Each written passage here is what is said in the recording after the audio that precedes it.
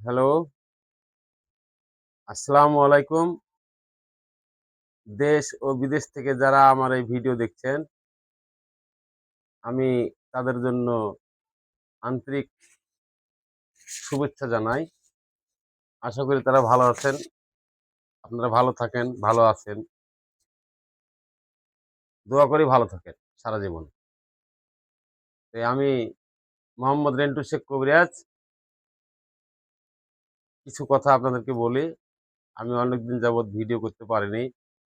আমার শরীর অসুস্থতার জন্য আমি এদিক ওদিক দৌড়ে বেড়াতে আছি। আল্লাহর রহমে এখন আমি মোটামুটি সুস্থ, ভালো। তাই আপনাদের জন্য আমি কিছু টিপস, গিফট আপনাদেরকে দিয়ে যেতে চাই। আমার কথা হলো যে আমি যতক্ষণ আমি নিজেকে নিজে সাকসেস না ভাবতে পারবো, ততক্ষণ আমি জগতে নিজেকে বিলিয়ন করার চেষ্টা করব না।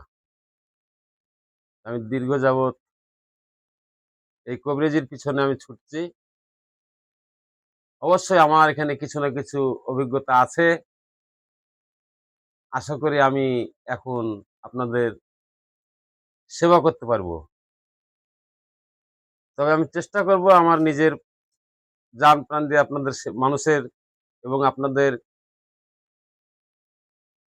আপনাদের বলতে বোঝায় যে আমি পৃথিবীর মানুষের সেবা করতে চাই এবং আমি সেবা করব ইনশাল্লাহ। আর আমি কেন আপনাদের সামনে এতদিন দাঁড়াইনি ভালো মতো যে আমি এখনো সাকসেস হতে পারিনি। আমি শিষ্য ছিলাম। এখন আমি আশা করি যে আমি পারবো। এজন্য আপনাদের মাঝে আমি ভিডিও ছাড়তে আছি এবং ছাড়ার জন্য প্রস্তুতি নিয়েছি।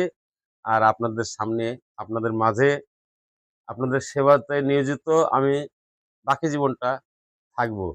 আমার বয়স এখন ৫৭ চলতে আছে। এখন আমি কখন আছি, কখন নাই। তবে যেটুকু সময় থাকি আপনাদের সেবা করার জন্য চেষ্টা করব। ভিডিও বেশি লং হয়ে গেছে, আমি বাড়তি করব না। যেকোনো অসুখের জন্যে আপনারা আমার কাছে আসবেন। যদিও আপনাদের আমি অরিজিনাল সেবা না দিতে পারি, পরামর্শ দেব ইনশাল্লাহ। আর যৌন সমস্যা, জিন, ভূত এর জন্যে আমি আছি আপনাদের পিছে গ্যারান্টি আপনারা আসবেন। স্বামীর সাথে অমিল, স্ত্রী পরক্রিয়া করে, স্বামী পরক্রিয়া করে, আপনাকে বান মারিছে, আমার কাছে আসবেন। ইনশাল্লাহ আপনাদের আমি সেবা দিব এবং চিকিৎসাও করব। অবশ্যই সফল হবেন। আমাকে আপনারা খুশি করাবেন। আপনাদের কাছে আমার দাবি নাই।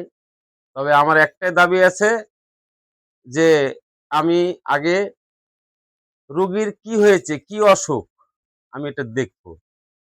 আমি তার হাজিরা দেখবো, তাদের হাজিরা দেখবো। দেখার পর আমি তাদের গায়ে হাত দেবো। যদি পারি সেটা আমি চিকিৎসা করব।